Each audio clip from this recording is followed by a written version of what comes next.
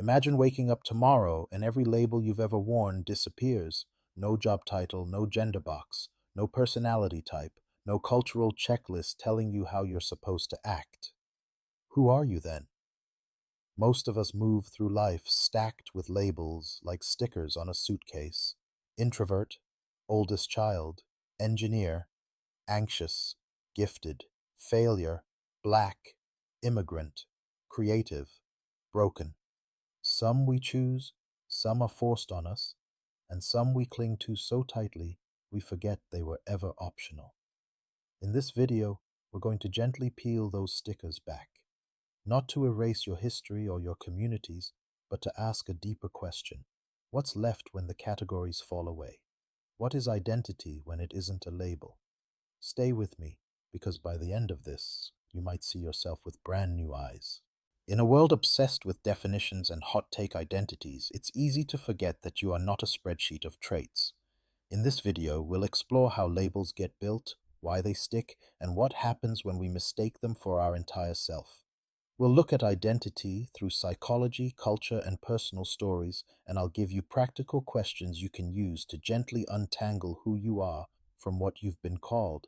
If you've ever felt trapped by a role, misunderstood by a category, or scared to change because it might confuse people, this is for you. If this kind of deeper exploration speaks to you, consider subscribing and hitting the notification bell so you don't miss future episodes. And really try to stay all the way to the end, because the tools and takeaways there will tie everything together and give you concrete next steps for living beyond labels, starting today. Let's start with something simple. Labels are tools. At their best, they help us communicate quickly. Saying I'm an engineer or I'm a single parent gives people useful context.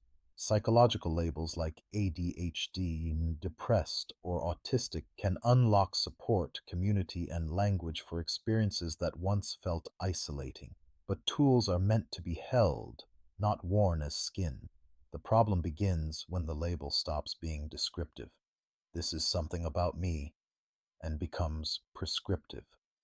This is all I'm allowed to be. A job title that once felt empowering can start to feel like a cage.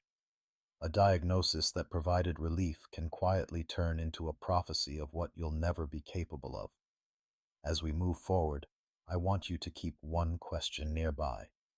Is this label helping me navigate the world, or is it quietly deciding my limits for me? Because that difference changes everything. From the moment you're born, identity is happening to you. Before you speak, you're already labeled by gender, race, class, culture, even by the hopes and fears of your parents. As you grow, teachers, friends, and strangers add more. Shy, difficult, smart, pretty, troublemaker. Psychologists call this socialization, the process of learning who you're supposed to be in order to belong. It's not all bad. We need guidance to function in a community. But the downside is powerful.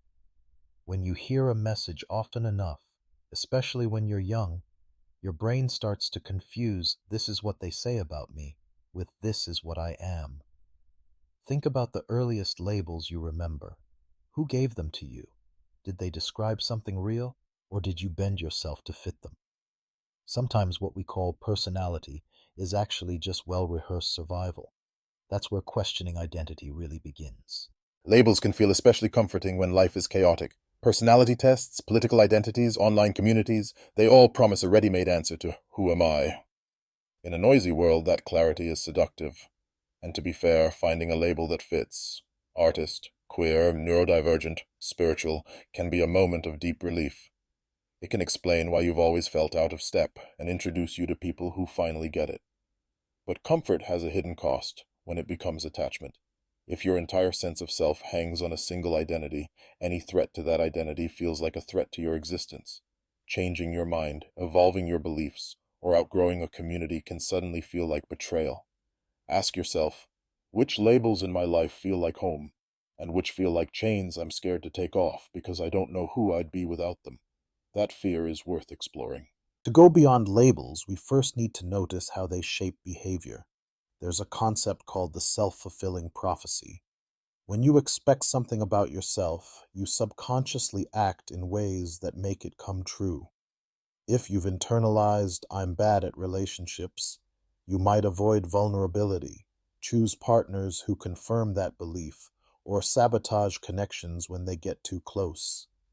Over time, the label feels more and more true, not because it's destiny, but because it's been rehearsed. The same goes for positive labels.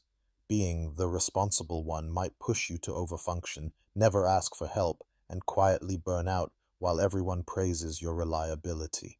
One powerful practice is to catch yourself in the act. When you think, "I'm just the type of person who..." Pause. Is that an observation or a script you've been reciting for years? And if it's a script, who handed it to you? One way to glimpse identity beyond labels is to notice when they break. Think about a major life transition: graduating, changing careers, ending a relationship, migrating to another country. The roles that once defined you suddenly stop applying. People often describe these times as identity crises, but they're also identity openings. When an old label falls away, you feel disoriented because the familiar script is gone. Yet that's precisely when deeper questions emerge. What do I value when no one is grading me? What kind of friend, partner, or creator am I when the old role no longer fits?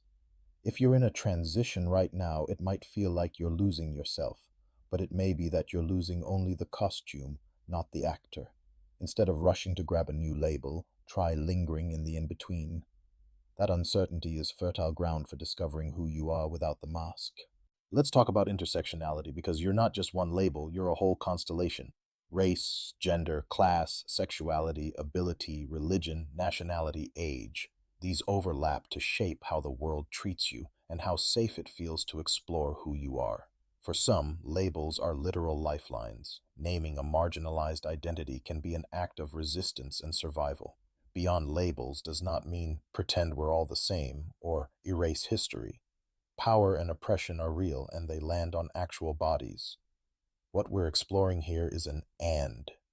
You can fully honor your identities, your culture, your queerness, your disability, while also knowing that no single word captures your entire humanity. You are not required to perform your community's stereotype to be valid. The invitation is to hold your identities as living, evolving stories rather than frozen categories, and to allow space for contradictions that don't always fit the brochure version of any label. So, what actually lives beneath the labels? One answer is values. Not the slogans on your social media bio, but the qualities that feel deeply right when you live them. Honesty, curiosity, courage, compassion, creativity, justice, play. Values are different from roles. You can lose a job and still live with integrity. You can move cities and still practice kindness. Values travel with you. A simple exercise.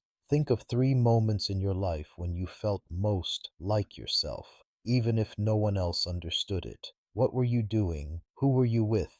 What mattered to you in those moments? Underneath the surface details, you'll probably notice patterns, maybe freedom, maybe contribution, maybe learning. Those patterns are clues to an identity that doesn't depend on external labels. They're like a compass. You can change direction, environments, and even beliefs, but if you stay aligned with those values, you won't feel completely lost. Another layer under labels is what some psychologists call your observing self, the part of you that notices rather than performs. It's the quiet awareness that can say, "I'm feeling anxious," instead of "I am anxiety," or "I'm playing the role of the confident leader right now," instead of "I must always be the strong one." This observing self shows up in small pauses, when you catch yourself reacting automatically and instead take a breath. You're stepping back into that wider space.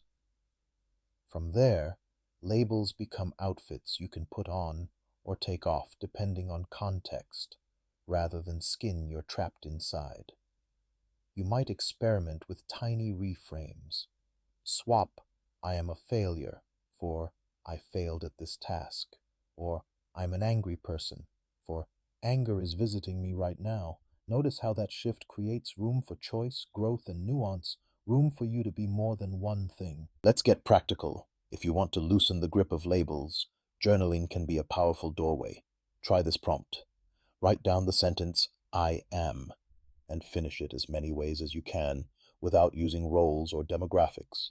So instead of I am a teacher or I am Brazilian, you might write I am someone who loves connecting ideas, or I am someone who feels alive near the ocean, or I am learning how to trust people again. Notice how these statements describe experiences and tendencies rather than fixed categories. Next, look at a label you feel stuck in. Maybe the responsible one, the black sheep, or the gifted kid who peaked. Ask, in what situations is this label genuinely helpful? Where does it cause me to shrink? Finally, imagine your life 5 years from now if you weren't obligated to live up or down to that label. What choices suddenly become possible? Conversations can also reshape identity. Many of us only show people the version of ourselves that matches our known labels. The funny friend hides their seriousness. The strong one hides their grief. Over time, relationships can unintentionally lock us into narrow roles. Try a small experiment. Choose one person you trust and share something that doesn't fit your usual label. The introvert who actually loves hosting intimate dinners, the skeptic who sometimes prays, the high achiever who secretly wants to slow down. You might say, there's a side of me I don't usually show, but I'm trying to live more honestly. Can I share it with you? Their response won't always be perfect, but each time you reveal a hidden facet, you teach your nervous system that it's safe to be more than one thing. Bit by bit, you build a social world that can hold your complexity instead of flattening it. Living beyond labels doesn't mean becoming a blank slate. It means holding identity more lightly and creatively. Think of your life as a series of chapters instead of a single tagline. In one season, you might be deep in parenthood, in another, immersed in study or activism or healing. When you see identity as a story, you gain permission to edit. A chapter called I Always Stay Small to Keep the Peace can be followed by one called I'm Learning to Take Up Space Kindly. You don't deny the previous chapters, you integrate them. Art, travel, therapy, spiritual practice, and even play can all help you experiment with new ways of being. The key is to approach yourself with curiosity rather than judgment. What else might be true about me? Over time, this narrative flexibility becomes a kind of inner freedom, the sense that whoever you've been, you are not finished yet. Let's gather the threads. We've explored how labels start as tools, but can harden into cages when we confuse descriptions with destiny.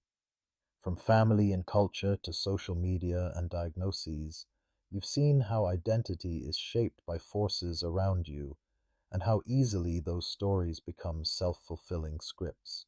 We looked at moments of transition as doorways, not just crises. We talked about holding intersectional identities with respect, without shrinking your entire self to any one of them. Beneath the labels, we found values, your portable compass, and the observing self, that quiet awareness that can notice a label without becoming it. Practically, you now have experiments, rewriting I am statements, questioning which labels help or harm, revealing hidden sides of yourself in safe relationships, and treating your life as chapters you can revise. At the heart of all this is a simple shift from who am I supposed to be to what feels deeply true and alive for me now. If this conversation stirred something in you, maybe a sense of possibility or even a bit of discomfort, that's a sign you're already moving beyond old labels. Here's your simple next step. Pick one label that feels tight right now. This week, do one small thing that slightly contradicts it. If you're the serious one, allow yourself to be openly silly with someone safe. If you're the unreliable one, follow through on a tiny promise, even if no one notices but you. Then, reflect. What did that feel like? What did it reveal about who you might be becoming? If you want more content that questions the usual scripts around identity, success, and meaning, subscribe and hit the notification bell so you don't miss what's next. Share this video with someone who's also outgrowing their labels. You don't have to do this work alone. And before you click away, drop a comment. Which label are you ready to hold a little more lightly?